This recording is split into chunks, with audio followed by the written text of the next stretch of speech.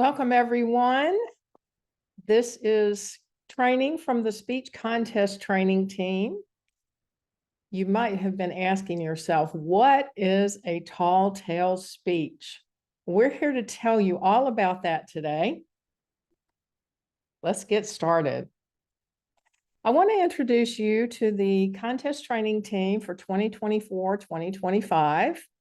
We have Joanne Sheets, our contest chair, myself, Debbie Thompson, Teresa Middleton, J.D. Dirkschneider, Barbara Laracy, Linda Rogers, Trina Mackey, and Denise James. I'm so proud of this team. Not only do they know a lot about contest, but one of them has been asked to compete in the 2028 Olympics in the summer in the break dancing competition. Can you believe it? Now, that's a tall tale. And you know why that's a tall tale? Because it's highly improbable. But let's talk more about that. I did want to show you the photo and video release statement for District 14. If you've been to any kind of training, you probably have seen this before, but because we are recording and we'll be distributing this video, we did want to make sure that you understand the release statement. At this time, I did want to remind everyone about the deadlines for the contest. This year, Tall Tales and International are the two types of contests that District 14 has selected. Tall Tales will be first. The club deadline is at the end of September. And the format for the club is you can either do an online or an in-person speech contest. It is your club's choice. However, once you get to the area and the division, it must be in person only. And so the area's deadline is end of October. The division's headline is the end of November.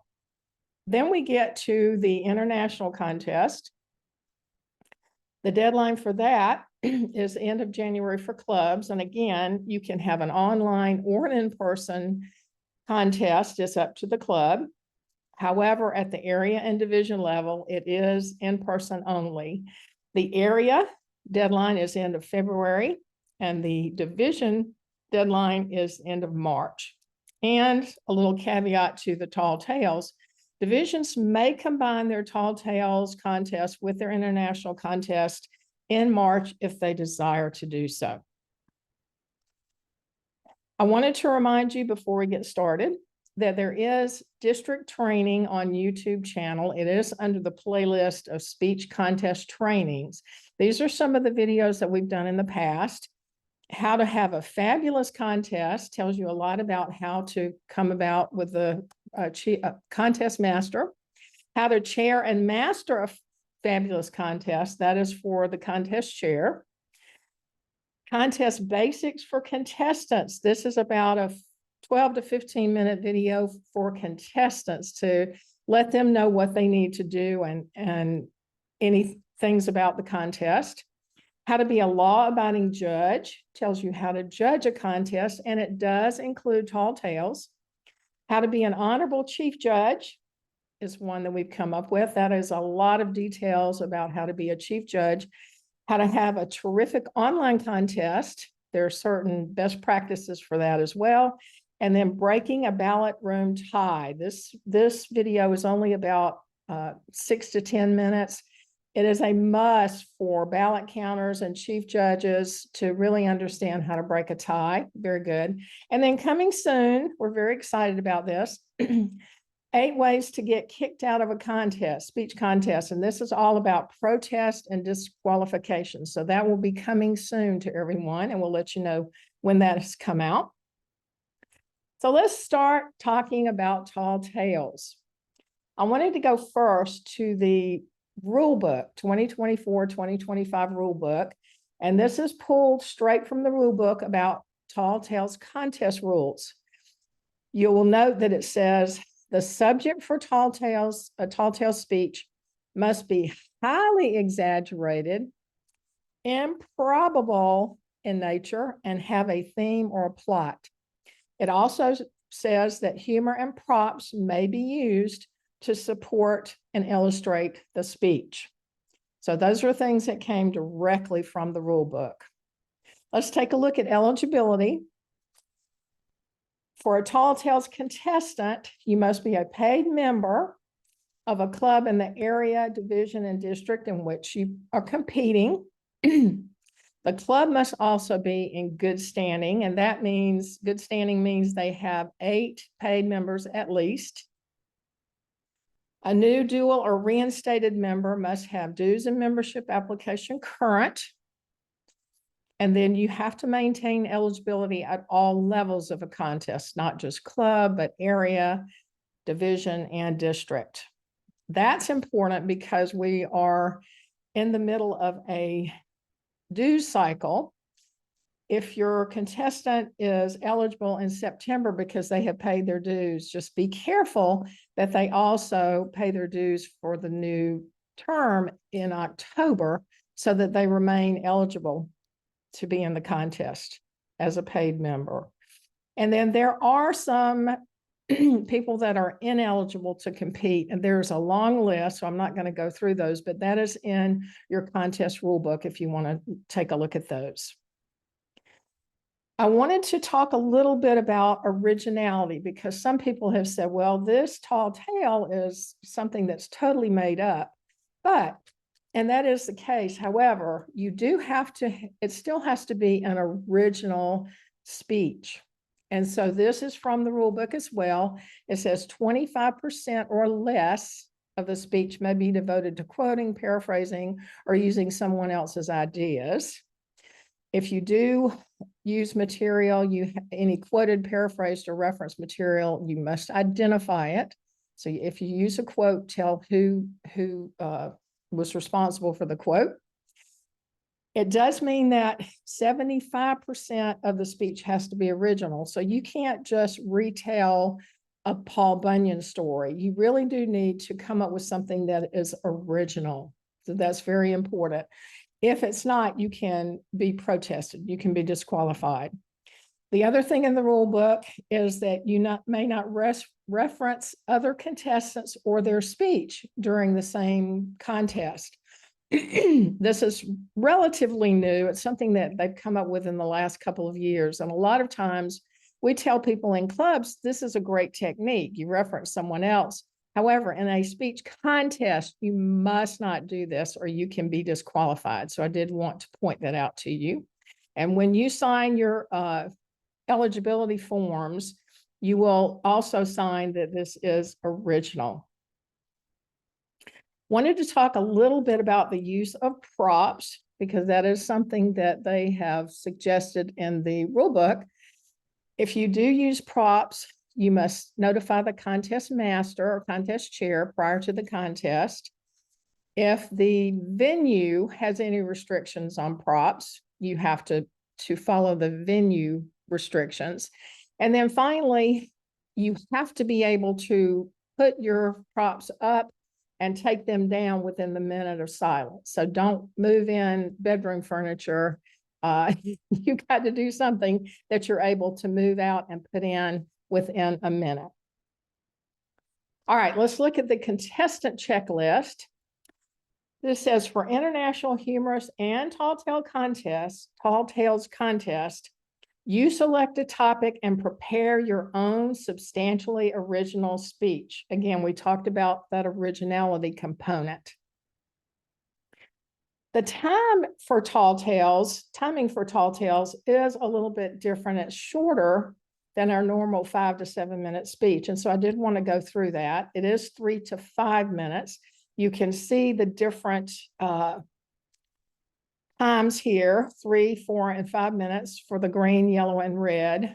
It does have 30 seconds before and after, so it's anywhere from 2.5 to 5.5 minutes you do qualify.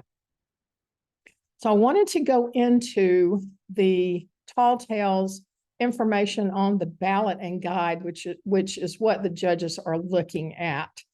You'll see that for Tall Tales and for all of these contests, you have 3 categories. content, delivery, and language. So we're going to take a look at that. I wanted you to see the information on the judge's ballot and guide.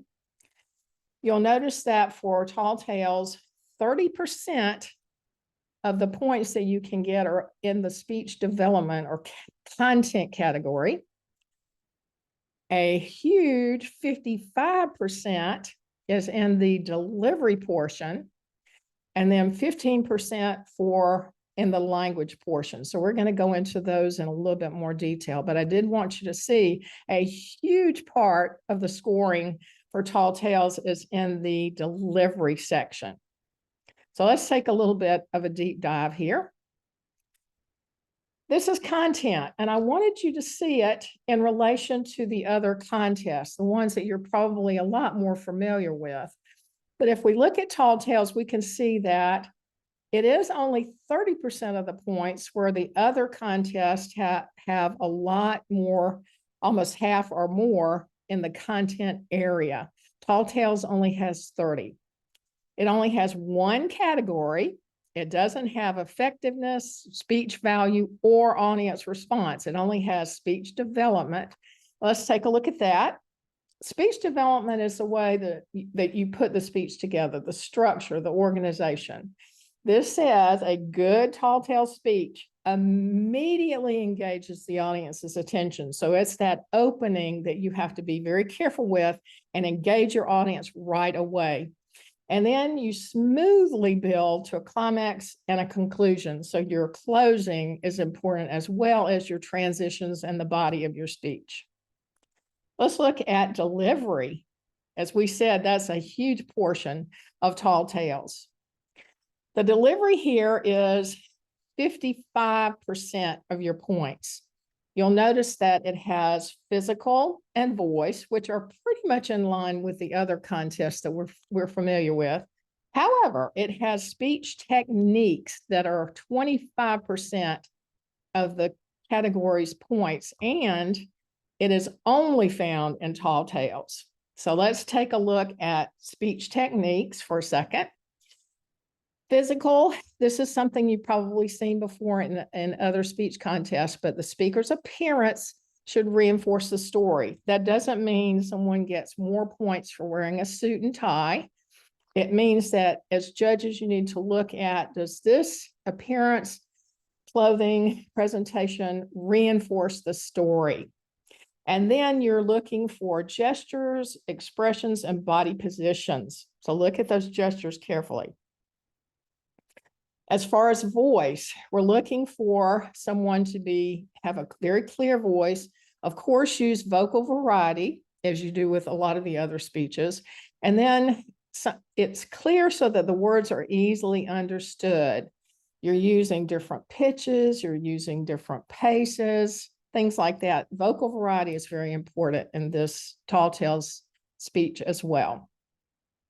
And then finally, speech techniques. Remember, we said this is only found in tall tales. So this is very important. You are looking for tall tale skills such as exaggeration, irony, puns, humor, and surprise twist. So that is directly from the guide and ballot.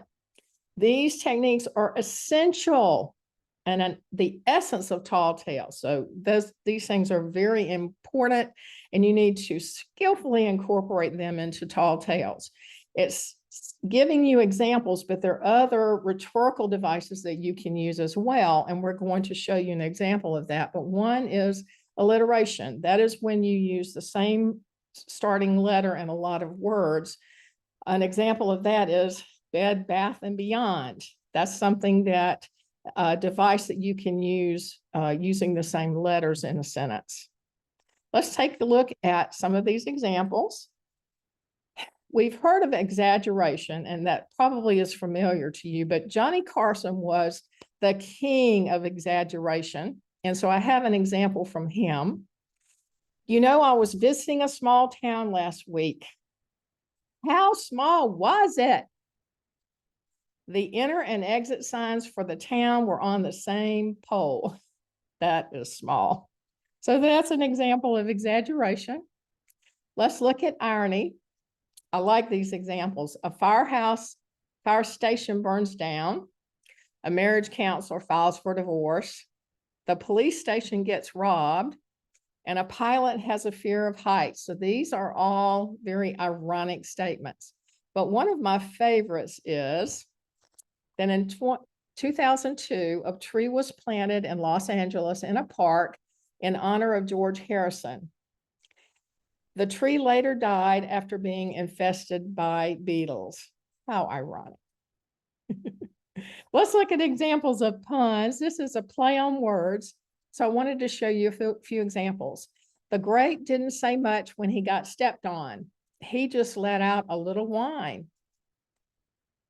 Here's another one. I knew a woman who owned a taser. Man, was she stunning. And finally, here's another one. Once you've seen one shopping center, you've seen them all. Okay, those are puns. Those are puns on words. And finally, you can use humor in a tall tale speech. Don't confuse the tall tale speech with the humorous speech. It has different categories. You can use humor, but a tall tale speech doesn't have to be humorous. It can be, and a lot of times adding humor can really be effective. But let's take a look at some humor. My pregnant wife texted me in a selfie in a new dress and asked, does this make my butt look big? I texted back, no. My phone auto-corrected my response to moo. Please send help. Okay, and finally, here are some examples of twist plots. These are some movies that are known for having different twists in the movie, and it's having a totally different outcome than you were expecting when the movie started or when the story started. We know from Psycho and The Sixth Sense that those were totally surprise endings. So they had a very interesting twist at the end. Those are some of the things that you can use for tall tales. And let's take a look at language. That's the final category. We can see that for tall tales, it has 15% of the points for appropriateness. However, they do put in accuracy as part of the definition of appropriateness. It says language should promote a clear understanding of your thoughts and fit the occasion. But they also added proper use of grammar and correct pronunciation will show that the speaker has a mastery of the words being used. That is also part of correctness in some of the other contests. So they've just combined it here under appropriateness. That is tall tales. And we wanted to make sure that you understand the section tonight is more about what is tall tales. So we wanted to make sure that competitors and contestants really understood as they get ready for a tall tale speech. The other thing is because the requirements are that you just have to be a paid member in a club in good standing, we encourage you to get a lot of your newer members to compete in the Tall Tales contest. This would be a great opportunity for them to use their creativity and compete. The next training that we have will be August 20th. The trainings are at 8 o'clock, but it's how to hold a Tall Tales contest because we haven't had a Tall Tales contest in a long time. I can't remember having one, but we wanted people to understand some of the differences between having a Tall Tales contest versus the other types of contests. So we're going to go over that kind of information so you'll be equipped to hold a contest. And then finally, on August 27th, we are having a training about how to judge a Tall Tales contest. But this is not only for judges. We really wanted to let the contestants know that this is a great way to attend this training and find out exactly what the judges are looking for. You'll have a lot more details than we went over tonight. And so we recommend this for not only judges and chief judges, but for contestants as well. And so finally, we want to show you an example of a Tall Tales contestant. This is a winner in a division contest. The name of her speech is The Ravages of Raw Food. It is Linda Evans, and we want to show it to you tonight, but I want you to look for a couple of things as you're watching this video. So take a look at her props. Take a look at the things that she is saying. Does she use some of these devices? Where do you see humor? Where do you see alliterations? Remember, that's using the same letter, same first letter of words. And I can tell you, one of the alliterations she uses is frigid air. So be looking for that, but look for other things as well. The other thing that can be very effective is what they call a triad, and that is groups of things that are in threes. If you look at the saying, for the people, by the people, of the people, that is a triad. That is use of groups of threes. And I know this speaker does the same thing. So be on the lookout for those. And we want to debrief after the video. And so I'm going to stop sharing at this point, and we'll get straight into the video. And let's get started. Linda Evans, The Ravages of Raw Food.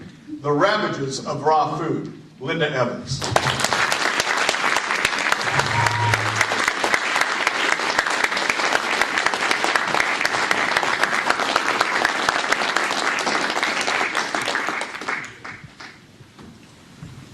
Do you remember your last diet? Mr. Toastmaster? Fellow dieters? Anyone? Anyone? Bill? Yeah, I've tried the grapefruit diet, and I've tried the cabbage soup diet, and I've even tried the coconut diet. Yeah. So the latest diet du jour is raw food. I figured, why not? I filled my grocery cart with raw vegetables, but while unloading them into my refrigerator at home, I was attacked by the celery. The leaves grew out from the stalk, and they wrapped around my wrist, and they wound up my arm, and they pulled me in. And I struggled to get free. When the leaves finally retracted, I found myself sliding down the stalk into the crisper, and bam, right on top of a big bag of Brussels sprouts. Now, the other vegetables were applauding and smiling. They said that nobody likes Brussels sprouts anyway. A kind kumquat queen came my way. I was chilled to the bone, and I begged her help in escaping this frigid air. She bade me follow her and ushered me toward the light and said, "Follow the jello slick road. Keep your eye on the light." Thus my trek began. There was broccoli and beans and beets. Oh my! The path seemed fruitless. Then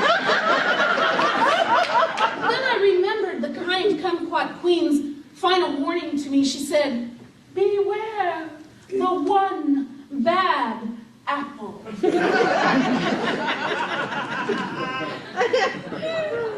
Luckily, I made friends with a little bok choy and 2 peas in a pod. We 4 fast friends fervently fought forward toward the light. We passed a bag of salad dressing down a pepper. We ran past a rumble of rutabagas. I secretly found the roundest rutabaga rather ravishing. The carrot and stick were promptly punishing those baby carrots for downloading corn from the internet.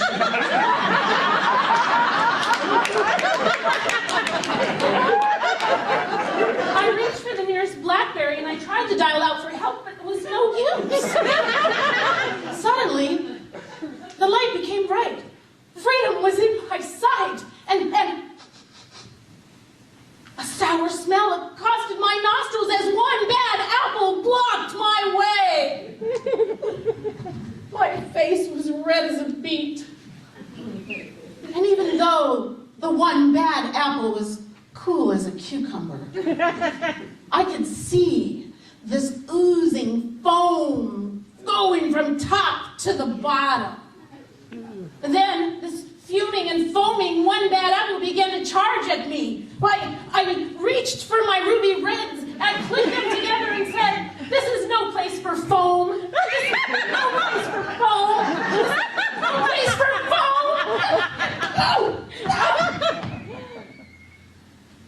I found myself on my own kitchen floor. I was free. Free at last. Free at last. I have no sour grapes about this dangerous, dangerous journey. Maybe raw food is not for me. Except that raw horseradish is a vegetable mixed with sour cream on my prime rib. I want meat. Where's the beef? Where's the beef?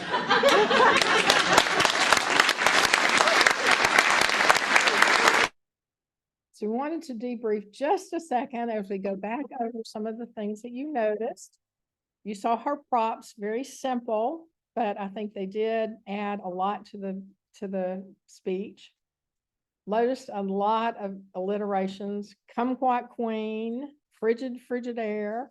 She used one sentence. The four fast friends fervently fought forward. We saw a lot of gestures, all part of the delivery of her speech. And then one thing I noticed is she had a lot of references to the Wizard of Oz, which we all could relate to. Broccoli, beans, and beets. Oh my. A lot of things that was a triad and an alliteration. The past seemed fruitless. Again, another pun. A bag of salad dressing down a pepper, salad dressing, another pun. So she used a lot of the things we talked about, and we wanted to make sure that you understand that that you got an example of a speech that would tell you a little bit more about how to do a tall tale speech, how to put it together. So we thank you for joining us today. We will be posting this video and will be available for other training during the month. We want to encourage you to visit us on the 20th and the 27th to see the training that we've got together. Thank you so much for your participation today. And please watch our videos and join us again for our training. Thank you.